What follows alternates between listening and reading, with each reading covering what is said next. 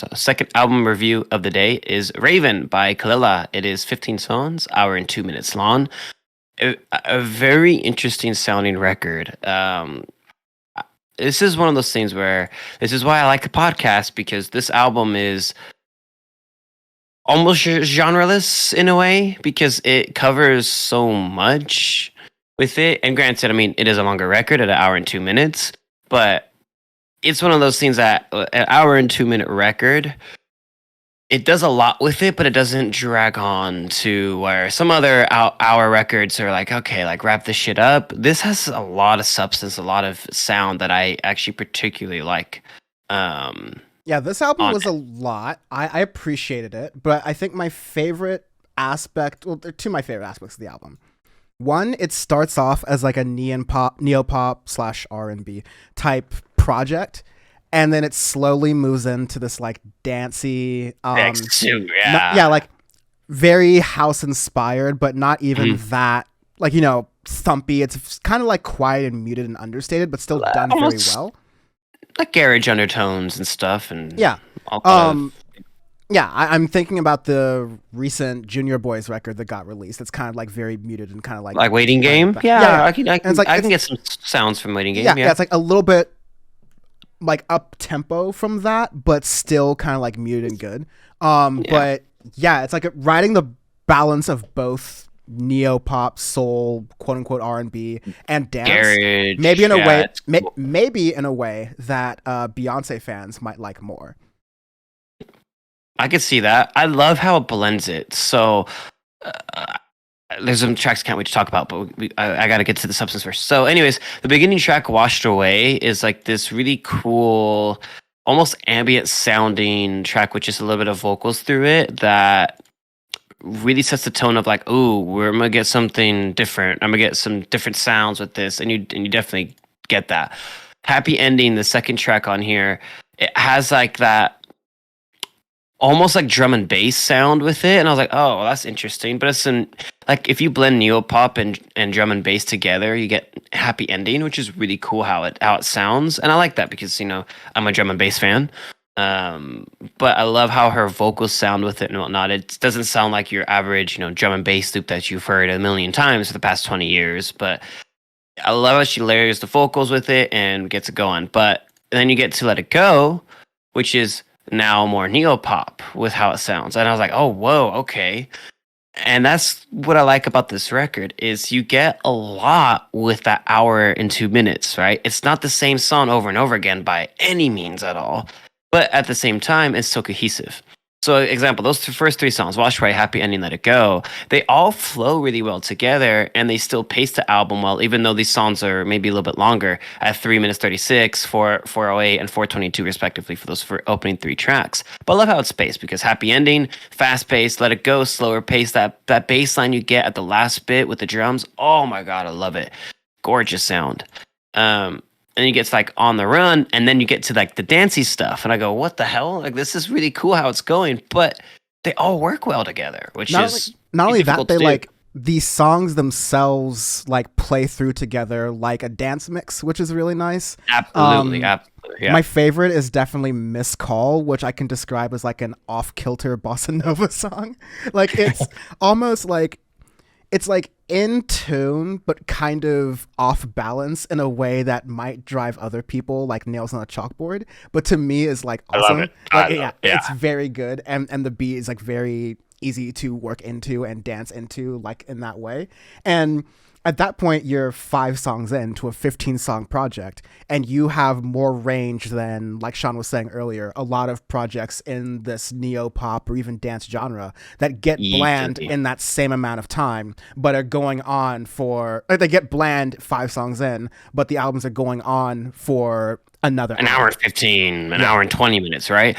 And that's what I love about this record, because, again, it is a longer record, but it does that hour justice, right? For a time, in the example we just talked about Paramore with a shorter record of 36 minutes, there are times like you can do a lot with a little, and there's times that you can do a lot with a lot, if that makes sense. Yeah. Where this is one of those records where, honestly, I don't even want to like cut anything from this, because there's so much sound and so much substance. Example, after Missed Call, you have Closure, and it's cool because you have I think it's Rara Gabor as the feature, and then you get to this rap flow in the end of the track, and it's really cool how it sounds. You get um, the bass with the drums, the flow with it. It's beautiful how it's done, and it still goes in with the record. Like, it doesn't sound out of place. It still sounds like, okay, this is exactly where this needs to be, especially for how it flows. And then Contact, back to like a drum and bass sound,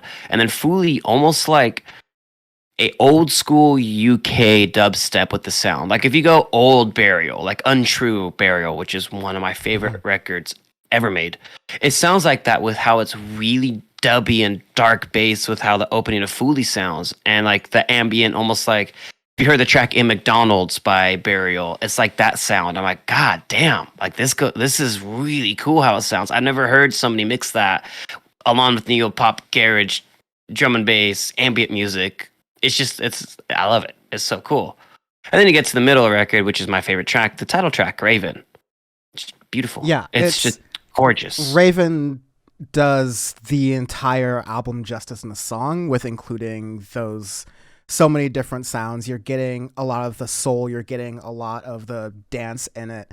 And actually, at that point, you're 10 songs in. So if you divide the album into thirds, which the album kind of does itself, the latter part of the record's slower, definitely doesn't feel boring. But I actually appreciate that tempo change because it adds to the record's depth. It adds the record's, like, I really want to dig into this more because I'm enjoying a lot of the sounds and I'm enjoying it viscerally through the lyrical experiences. But I haven't even dug into the lyrics yet because this is just like such a deep, like, experience that works really well.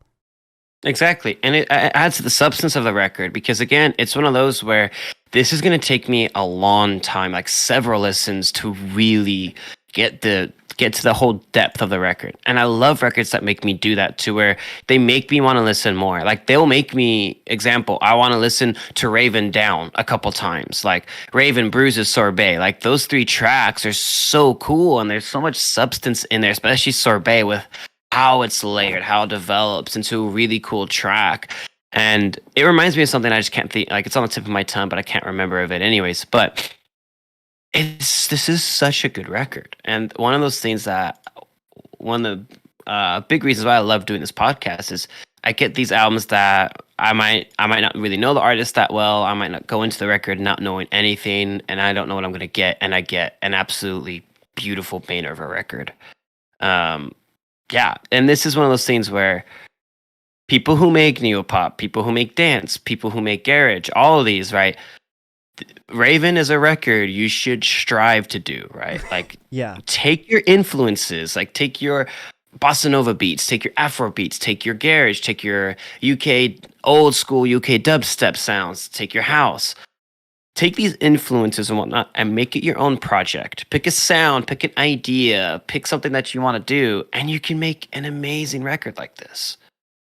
Yeah. There's so much out there that people, they don't think outside the box a lot of the times. And this is a record that is outside the box, but it's very approachable. It has something for everybody on it. Example, you just said, like, Beyonce fans will like this. I think so too. If you like Beyonce fans that like Renaissance, I'm like, oh, if you think that's like good dance music, let me now get you into Raven. And now from there, you can like go into different really wild rabbit holes, Yeah. And then you talk about Mala, you could talk about Scream, you could talk about Burial. You can get into completely different genres that, you could bridge that gap with other people. And that's what I love with this podcast. That's what I love about records like this. Last 2 tracks, Enough for Love and Far Away, are fantastic. I love Enough for Love, how it's like almost a Sade sound of how the drums and the beat goes, of like 90s like R&B sound, but mixed with like a deeper bass and like a more electronic beat with it, and it's modernized with how it sounds. So it's an amazing record. That's a good. I can't say enough good stuff about it.